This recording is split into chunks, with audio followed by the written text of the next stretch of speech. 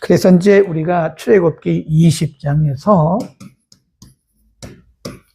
20장, 21장, 22장, 23장, 24장까지. 이게 뭐냐면 20장에서 10계명에 대한 말씀을 하셨잖아요. 10계명.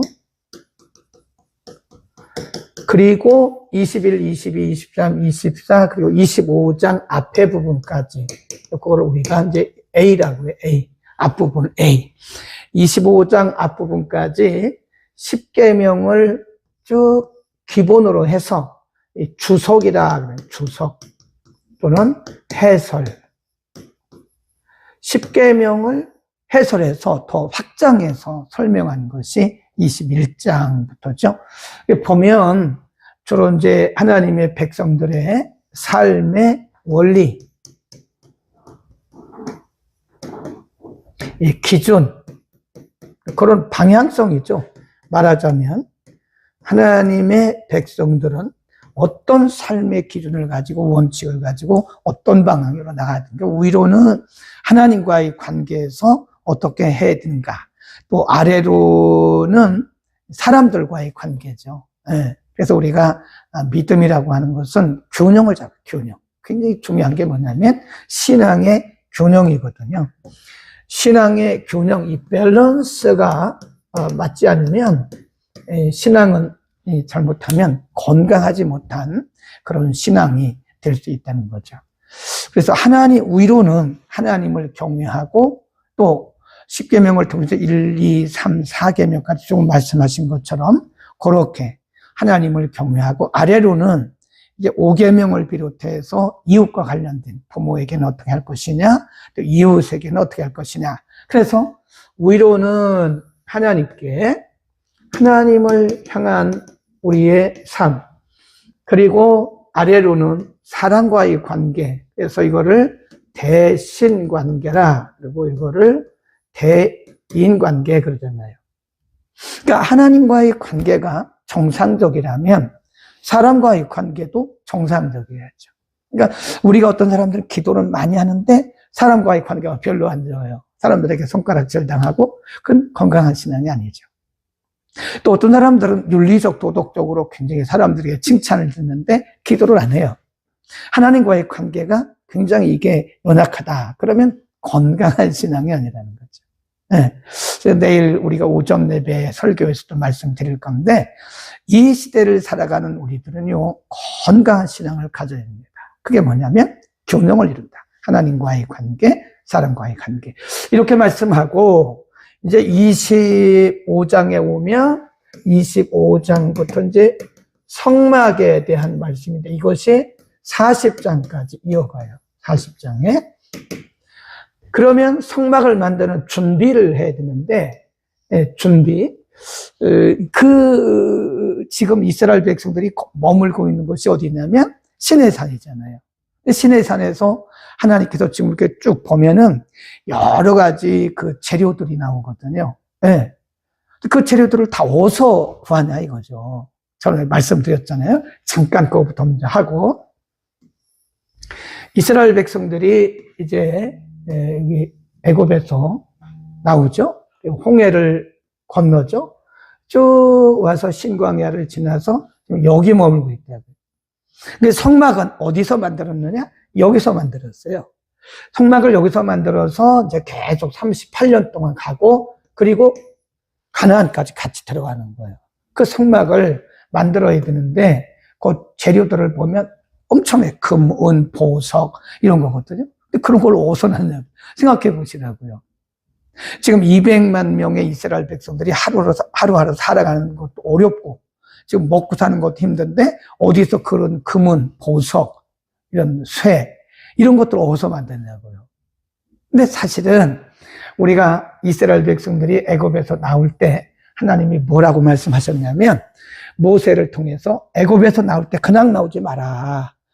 애굽 백성들에게 또 애굽 왕에게 요구해라. 그래서 그때 나올 때 금, 은 것들을 굉장히 많이 잠깐 찾아볼까요? 굉장히 많이 갖거나 13장쯤 있을 것 같은데요. 예, 한 13장 한번 잠깐 보시죠. 12장. 네. 12장입니다. 12장. 출애굽기 12장에 보면 36절. 여기에 출애굽기 12장 36절. 한번 볼까요?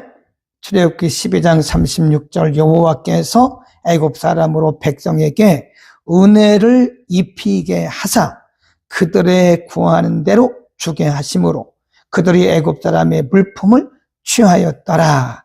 그 위에 35절 보세요. 35절에 보면 이스라엘 자손이 모세의 말대로 하여 애굽 사람에게 은, 금, 패물과 의복을 구하매. 그리고 36절에 하나님이 애굽 사람들의 마음을 움직이셔서 이스라엘 백성들이 구하는 그 은, 금, 패물을 다 주게 했다는 거죠. 근데 사실은 그때는 하나님께서 왜 이스라엘 백성들에게 은, 금, 패물을 누구를 통해서 주신 거예요? 이방 사람, 애굽 사람을 통해 주시는 거죠. 하나님이 일하실 때는요, 누구나 다 쓰세요. 하나님이 애굽에 있는 그 은금 패물을 모아두셨다가 이스라엘 백성들에게 주신 거예요. 그 이스라엘 백성들은 그때 하나님께서 왜 자신들에게 은금 패물을 주시는지 몰랐다는 거죠. 우리도 그래요, 사실은. 오늘 우리가 살아갈 때 하나님께서 은혜를 많이 주실 때가 있거든요. 그건 내가 남들보다 탁월해서 그렇다고 생각하면 안 돼요. 거기에 하나님의 목적이 있는 거예요. 어느 날 하나님께서 내가 생각하지 못했던 그런 물질을 주셨어요. 얼마 주셨다 그럴까요? 100억? 50억? 5억? 전혀 생각하지 못했는데 하나님 많은 물질을 주셨다고요. 그러면 우리는 얼른 생각할 때, 야, 이 물질 가지고 우리 먹고 마시고 집도 새로 사고 차도 새로 사고, 그렇게 생각하면 하나님의 의도를 모르는 거예요. 하나님이 왜 갑자기 나에게 이런 많은 물질을 주실까? 하나님이 나에게 왜 갑자기 이런 많은 은혜를 주실까? 은사를 주실까? 능력을 주실까? 아니면 하나님에게 왜 명성을 주실까? 분명히 하나님의 목적이 있다는 거죠. 그렇죠. 이때는 몰랐다는 거예요. 왜 하나님 모세를 통해서 이스라엘 백성들에게 그 많은 은금 패물을 구하게 하셨나? 근데 뭐죠? 바로 이때를 위해서, 이때를 위해서 하나님께서 앞서가시면서 이들에게 주신 거니까 우리가 하나님께서 지금 은혜를 주셨을 때 내가 탁월해서 그런 게 아니에요. 하나님의 목적이 있는 거예요. 아멘. 하나님이 우리에게 생각하지도 못했던 그런 물질을 주셨다. 그러면 하나님의 분명한 목적이 있는 거예요. 목적. 그래서 그 목적을 우리가 아는 게 중요합니다. 자, 우리는 이렇게 생각해야 돼요. 성숙한 신앙이 뭐냐? 성숙한 신앙이라고 하는 것은 하나님의 의도와 목적을 아는 거예요. 하나님이 왜 나를 높여주셨나? 하나님이 요셉을 왜 높여주셨어요? 하나님이 에스더를 왜 높여주셨어요? 그건 에스더를 위해서 그런 게 아니에요. 요셉을 위해서 그런 게 아닙니다. 하나님이 저와 여러분을 왜 높여주셨어요? 우리를 위해서 그런 게 아니에요. 뭘까요? 하나님의 목적입니다. 하나님의 목적을 알아야 돼요. 하나님의 목적을 모르면 우리는 하나님의 주신 것을 갖다 다 뭐 하는 거죠? 오용하는 거예요. 오용. 우리 주변에 보면 하나님의 것을 오용하는 분들이 참 많아요. 저건 아닌데 왜 저러지? 하나님이 저러라고 주신 게 아닌데, 하나님이 무언가 하시려고 주신 건데 왜 저러지? 예. 제가 어제 그저께인가요? 그 안양에 있는 뭐 대학 교수님들이 두 분이 저를 찾아오셨어요. 그러면서 자기 얘기를 하더라고요. 자기 주변에 아주 굉장히 물질이 많은 분이 계시대요. 물질이. 그래서 물질이 많은 분이 계신데 그분에게 이렇게 얘기했다는 거예요. 이 물질이 뭐냐? 물질이 많으면 뭐하냐? 사람이 뭐 그 죽을 때 물질 가져가냐? 그러니까 그 하나님의 주신 그 물질을 하나님이 기뻐하신 걸 사용해라. 기도하자. 그랬더니 저는요, 많은 분들 가운데서 하나님 앞에 이것저것 달라고 기도는 했지만 하나님이 주신 것을 사용하기 위해서 기도하는 사람은 그렇게 많이는 못 봤어요. 네, 그렇죠. 여러분도 마찬가지잖아요. 성숙한 신앙이라는 것이 뭐냐면 하나님의 목적을 알라는 거예요. 하나님이 왜 내게 지혜를 주셨지? 하나님 왜 내게 물질을 주셨지? 하나님께서 왜 내게 이런 은혜를 주셨지? 네. 은혜를 받는 것이 중요한 게 아니라고요. 은혜를 활용하고 선용해서 하나님이 기뻐하시는 열매들을 맺는 거예요. 그러니까 우리가 뭘 달라고 기도하는 요구도 좋지만 하나님의 목적, 하나님의 의도, 하나님의 목적과 의도를 알고 그렇게 사용하는 것이 선한 성숙한 신앙이다. 자, 35장으로 가시면 그래서 그때 하나님께서 이들에게 여러 가지 25장으로 35장 너무 많이 나갔어요. 25장부터 쭉 보면 25장에 하나님께서 쭉 말씀을 하세요. 25장 1절에 보면 여호와께서 모세에게 일러 가라사대 이스라엘 자손에게 명하여 내게 예물을 가져오라 하고 무릇 즐거운 마음으로 내는 자에게서 내게 드리는 것을 너희는 받으라. 그러면서 그때 이스라엘 백성들에게서 받을 그 내용들을 25장 3절부터 쭉 얘기를 합니다. 그것이 성막에 대한 것인데요. 쭉 나가다가 제가 아까 35장을 얘기를 했잖아요. 35장에 가보면 그런 얘기가 나와요. 성막을 짓게 하시는 데서 하나님께서 그 준비까지도 미리 하셨다. 그래서 앞서가시는 하나님이다. 원래 이제 성막 그림을 제가 좀 알려드리려고 노트북에 다 이렇게 저장을 해놨는데 노트북이 안 돼요? 죄송합니다. 그러나 제 머리에 있는 대로 그냥 하겠습니다. 네. 하나님께서 성막을 지으라고 말씀하시는데 이렇게 여기서부터 하자고요. 여기가 이제 문입니다. 문, 출입문. 문에 들어가면 이렇게 해서 여기가 이제 뜰이라고 해요. 뜰, 안뜰. 여기는 이제 아무나 들어갈 수 있는 곳이죠. 이렇게 보면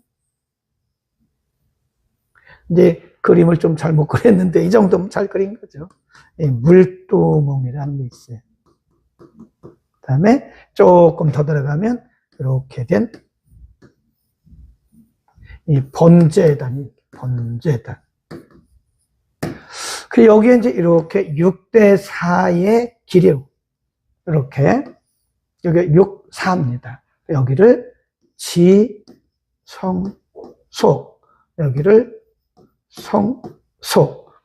성소에 보면 여러 가지가 있죠. 이렇게 분향단, 떡상, 이렇게 있습니다. 여기에 이제 시은소라 그래가지고, 시은소. 여기 이제 뭘 넣냐면, 아론의 쌍나지팡이, 그 다음에 십계명 두돌판, 이런 것들을 여기다 넣으라. 그게 지성소예요.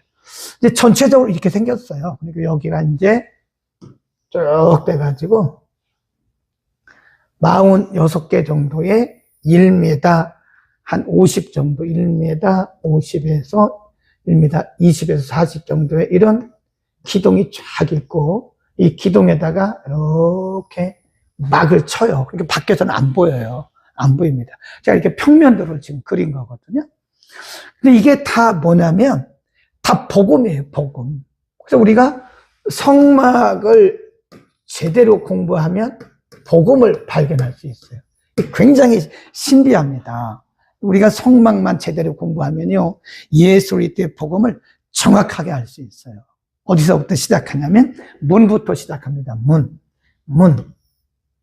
오늘은 그냥 이제 그림도 안 나오고 컴퓨터가 속을 썩여가지고 그림도 안 나오고 그러니까 제가 오늘 아웃라인만 왜 성막이 복음이냐? 성막에 왜 예수 그리스도가 들어있느냐? 성막론은 곧 복음이에요. 예수 그리스도에 대해서 말씀을 합니다. 이게 문이요. 굉장히 넓어요. 예. 문이 한 12m, 15m 정도 되는데 이 문은 뭐냐면 예수님께서 말씀하시기를 내가 길이요 진리요 그러잖아요. 그리고 그 뒤에 보면 또 뭐라 그러냐면 내가 문이다. 내가 양의 문이다. 그러니까 문으로 들어오지 않는 자는 다 이상한 것이다. 다르게 말하면 그리스도를 통해서만 구원을 받을 수 있고 예수 그리스도를 통하지 않고는 구원에 이를 수가 없다. 예. 우리가 지난주에 교황 선종이란 말 썼잖아요. 근데 그런 말 절대 우리는 쓰면 안 돼요. 제가 설명을 좀 드리겠습니다. 선종, 문은 오직 예수 그리스도만 통해서 나는 양의 문이다. 나는 양의 문이다 그랬잖아요. 내가 길이요 진리요 생명이다. 나로 말미암지 않고는 구원에 이를 수가 없다. 그렇죠? 내가 길인데 나로 말미암지 않고는 하나님께 갈 수가 없다. 그런 말씀 했잖아요. 그래서 왜 문이냐? 유일하신 구원의 문. 또 우리가 사도행전에 보면 예수 그리스도의 이름 외에는 구원받을 만한 다른 이름을 주신 적이 없다. 성막에 들어가는 문이 딱 하나입니다. 네. 이 문을 통하지 않고는 이 성소에, 지정소에 들어갈 수가 없어요. 성막 안에 들어갈 수가 없다. 예. 지금 많은 분들이 들어와 계시는데요. 삭제해 주세요. 미숙 전도사님. 아시겠죠? 이렇게 해서 이 성막이라고 하는 것은 복음이다. 성막 안에 복음이 있어요. 네. 그래서 이 문이라고 하는 것은 구원의 유일한 길, 오직 구원에 이르는 유일한 길이신 예수 그리스도를 우리에게 가르쳐 주는 것이다. 네. 이 문이 어느 쪽을 향해서 있는지 아세요? 동쪽입니다. 동쪽. 항상 성막의 문은 동쪽으로 향해 있어요. 동쪽. 그래서 이스라엘 백성들이 이제 계속 성막을 만든 다음에 제사장들을 중심으로 해서 이제 성막을 메고 거기 다 정해 주셨어요. 여기는 누가 메라, 여기는 누가 메라, 여기는 누가 관리해라 다 알려주셨어요. 그리고 움직일 때마다 이들은 성막을 함께 이렇게 모시고 가야 되는 거거든요. 그거 얼마나 힘들었겠어요. 어떤 때는 이틀 만에 이거 다 세팅했다가 또 다시 가고, 어떤 때는 한 달, 어떤 때는 2년, 민수기에 보면 그래요. 응? 근데 이 문은 항상 동쪽을 향해서 있는 거예요. 예루살렘을 향해서. 자, 문은 구원의 유일하신 길, 예수 그리스도를 상징하는 것이다 하는 겁니다. 자, 그 다음에 오늘은 전체적인 것만 말씀드릴게요. 물두멍. 여기에는 항상 물이 채워져 있어요. 물. 그래서 이거를 놋으로 만들기 때문에 놋대야라고도 합니다. 놋대야. 물을 항상 채워놓는 거예요. 그래서 제사장들이 하루에 한 번씩 들어가서 번제단에서 제물을 드리거든요. 아니면 또 여기 성소에 들어가서 뭐 향을 피우기도 하고 떡을 진설하기도 합니다. 그런데 가장 먼저 해야 할 것이 뭐냐면 이 하나님의 임재 앞에 나가기 위해서 가장 먼저 해야 할 것이 뭐냐면 여기서 손발을 씻는 거예요. 손발. 여기서. 이 물. 그래서 이 물두멍에는 항상 물이 채워져야 된다고 말씀을 하셨어요. 네. 그 물이 뭐냐? 그리스도의 보혈. 그리스도의 보혈. 그래서 이 물두멍은 회개를 상징하는 거예요. 그리스도의 이름으로, 예수 그리스도의 이름으로 우리가 회개를 하면 예수 그리스도의 보혈로 우리를 정결케 하는 거예요. 네. 예수 그리스도의 보혈이 아니면 우리를 정결케 할 수 있는 게 없어요. 네. 제가 인도를 참 많이 다녔어요. 인도는 제 고향과 같아요. 고향. 제 2의 고향입니다. 제가 원래 1986년도 교회를 개척하기 전에 인도에 가기로 했던 거예요. 인도 선교사로 가기로 다 정해져 있었어요. 인도의 저 동쪽이죠, 동쪽. 동쪽에 큰 고아원도 있고 학교 있는데 고아원과 학교를 맡아서 하는 선교사로 가기로 다 결정이 됐는데 하나님께서 어떻든 여러 가지 상황을 통해서 주저앉히신 거예요. 그래서 1990년도부터 인도를 얼마나 많이 다녔는데요. 인도가 굉장히 넓어요. 인도 사람보다 인도를 더 많이 하는 사람이 저라니까요. 인도 사람들이 놀래요. 오늘도 인도 분하고 통화를 했는데 인도에 대해서 어떻게 잘하냐. 저는 남인도로부터 저 북인도 그리고 동북인도까지 많이 다녔거든요. 인도에 갔는데 인도에 가면요, 힌두교잖아요. 힌두교는 묵상교입니다. 우리가 묵상이란 말을 원래 기독교 용어가 아니에요. 묵상, 힌두교, 불교에서 온 거예요. 힌두교인들이 하는 게 뭐가 있죠? 그 운동하는 거, 그게 뭐죠? 운동하는 게 뭐죠? 요가, 맞아. 요가. 요가도 사실은 여러분, 그게 하면 안 돼요. 옛날에 어떤 분이 보니까 우리 동사무소도 요가를 하더라고요. 근데 제가 이렇게 가는데 어디 막 가시는 거 뭐 이만한 거 뭘 들고 어디 가세요? 그랬더니 요가하러 간다. 권사님. 아니 요가를 하러 가신다고요? 요가 왜요? 요가 건강한 거 제가 이게 어깨가 아프고 허리가 아파서 요가하면 좋다고. 아닙니다. 권사님. 그 요가는요 힌두교에서 그게 정신을 집중하기 위해서 그들이 만들어 놓은 건데 그것이 요가를 통해서 많은 기독교인들에게도 지금 퍼져갔다고. 예. 요가라든지 묵상. 이게 묵상이란 말도 원래 우리 이제 성경 묵상 그러는데 이거 메디테이션, 메디테이팅이라고 하는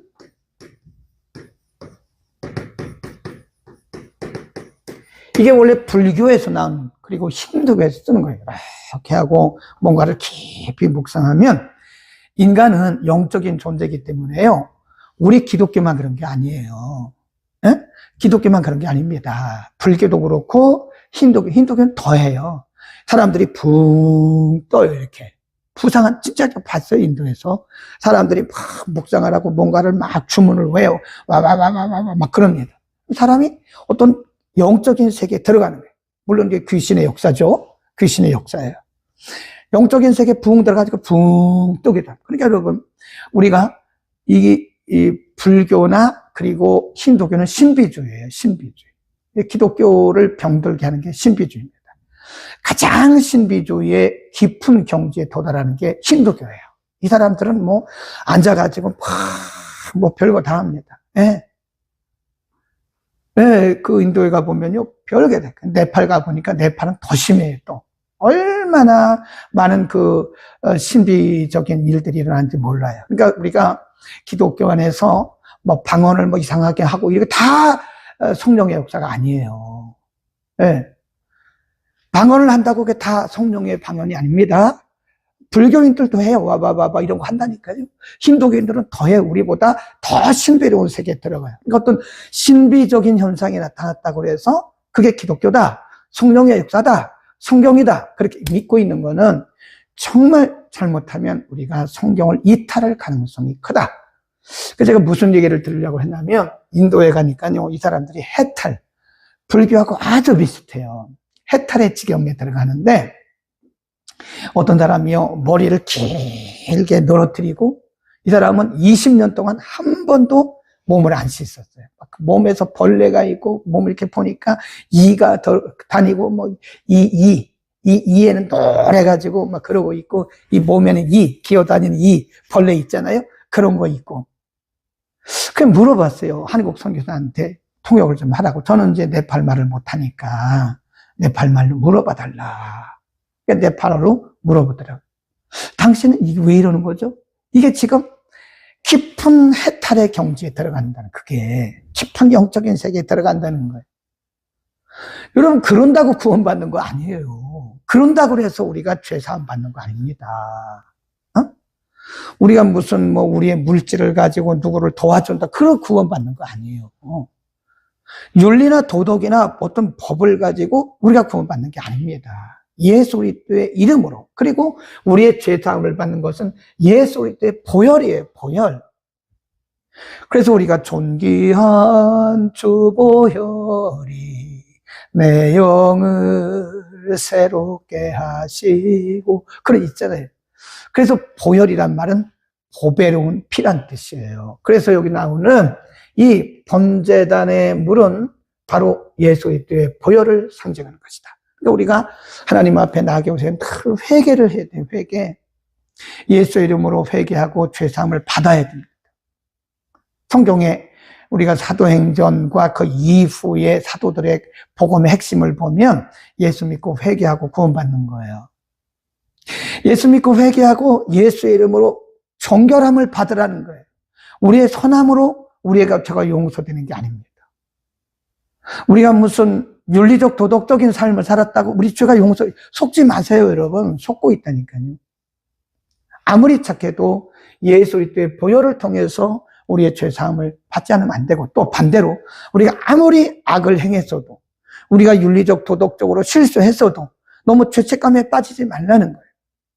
마귀는 우리를 정죄합니다. 너 죄를 지었잖아. 너 죄를 지었잖아. 너 내가 이러고 너 천국 갈 수 있어? 우리를 자꾸 기를 죽이고 우리를 절망에 빠뜨리려고 하는 것이 그게 사단의 정죄예요. 정죄. 우리를 자꾸 정죄합니다. 그래서 여러분 잘 생각하셔야 돼요. 우리가 죄책감이 없는 것도 문제입니다. 그런데 지나친 죄책감을 갖는 것도 더 큰 문제예요. 예수 이름으로 우리가 회개했으면 용서받은 거 아닙니까? 근데 많은 분들이요, 지나친 죄책감을 가지고 있어요. 네, 그래서 자존감이 낮아 있어요. 여러분 그러지 마세요. 우리가 예수의 이름을 믿고 예수의 보혈을 의지하면 이미 우리의 힘으로는 할 수 없지만 예수 그리스도의 보혈을 통해서 우리의 죄가 용서받은 것을 믿기를 축원합니다. 어떤 죄도 예수 그리스도의 이름으로 회개하고 예수 그리스도의 보혈로 씻음 받을 수 있다는 거예요. 제가 늘 그러잖아요. 주무시기 전에 꼭 기도하고 주무시라고. 하루를 살아오면서 우리가 말로, 생각으로, 행동으로 지은 죄가 얼마나 많아요. 근데 그냥 주무시면 안 되잖아요. 우리가 여러분 주무시기 전에 세수 안 해요? 발 안 씻어요? 다 씻잖아요. 샤워하잖아요. 샤워는 안 해도 최소한 얼굴도 씻고 손발 다 씻고 그리고 주무시잖아요. 그런 것처럼 우리가 하루를 마감할 때 예수 그리스도의 보혈로 씻는 회개 기도를 하고 주무시라. 아멘. 그 다음에 이 번제단이라고 하는 것은 뭐냐? 이 번제단이라고 하는 것은요, 번제단이라고 하는 것은